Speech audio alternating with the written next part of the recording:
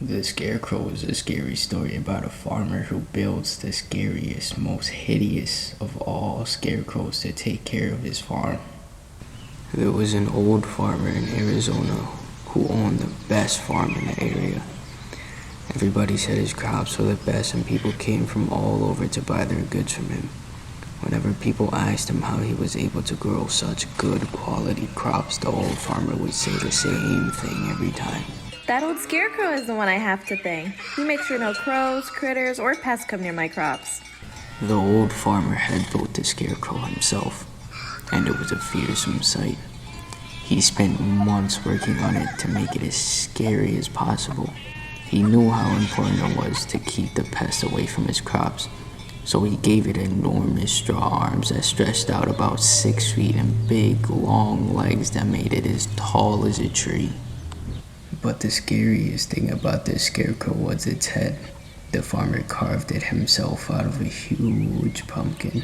He spent countless days and nights perfecting his design until it was perfect. The scarecrow's face and head was so gruesome and so ugly that even he was sometimes scared to look at it. But it was very effective, scaring away every rodent or bird or critter that ventured near his crops. The neighboring farm was owned by two young men who were brothers named Josh and Harold. They were lazy and never did much work around their farm, which resulted in their crops being bad. They were jealous of the old man's success and were plotting against him. If they could drive him out of business, they can take over his farm and make more money. So one night the brothers decided to sneak onto the old farmer's land. They stole his prized scarecrow and brought it back to their own house, where they stuffed it into an old closet so nobody would ever find it. The next day, the farmer woke up to find his hideous scarecrow missing, and that all of his crops had been eaten by rats and crows. He fell to his knees and cried, knowing that soon his farm would be out of business. Meanwhile, the brothers Josh and Harold were watching from their own property and couldn't help laughing when they saw the old man's tears of grief. Hearing the laughter, the old farmer came over and asked them if they knew what happened to his scarecrow. The brothers looked him right in the eye and said, "We have no idea where your precious scarecrow might be." But I'll go out of business and have to sell my farm if I can't find my scarecrow, said the farmer. Josh just laughed in his face, saying, "That's just your tough luck, isn't it?" Sucks to be you. Giggled Harold. The old man walked slowly back to his house, his head hanging down in defeat and depression.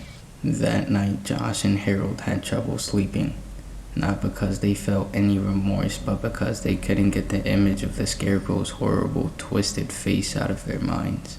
They decided that they would never be able to go to sleep as long as that ugly pumpkin head was in their house. So they got up and dragged the scarecrow out of the closet. Harold grabbed a baseball bat and smashed the scarecrow's head into pieces until all that was left was little bits of pumpkin guts around the floor. The brothers swept up the pumpkin head pieces and threw them into the trash. Then they went back to bed and were soon fast asleep, having put all thoughts of that disgusting scarecrow's face out of their heads. Sometime after midnight, Josh and Harold were awoken by the sounds of scratching and clawing at their bedroom door. Did you forget to put the dog out? Asked Harold. We don't have a dog, stammered Josh. Suddenly the bedroom door burst open and a solitary long straw arm snaked in through the opening. Then a second arm thrashed around, followed by two long stick legs. The two brothers were frozen in fear and could only look with horror as the headless scarecrow's body rose up on its long stick legs and its long arms reached out for them in the darkness.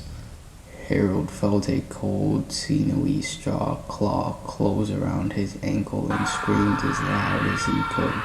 He begged his brother Josh to help him, but Josh was already running out of the room. Fleeing in terror, he ran down the hallway, crashed through the front door, and onto the moonlit road. He ran as fast as his legs could carry him, puffing and panting and screaming at the top of his voice. As he passed his neighbor's house, he saw the old man standing at the gate. In the moonlight, he could see the farmer just staring at him with a strange smile on his face. Josh kept running, his bare feet slapping the rough gravel road. He glanced back over his shoulder and saw something that scarred him to his very soul.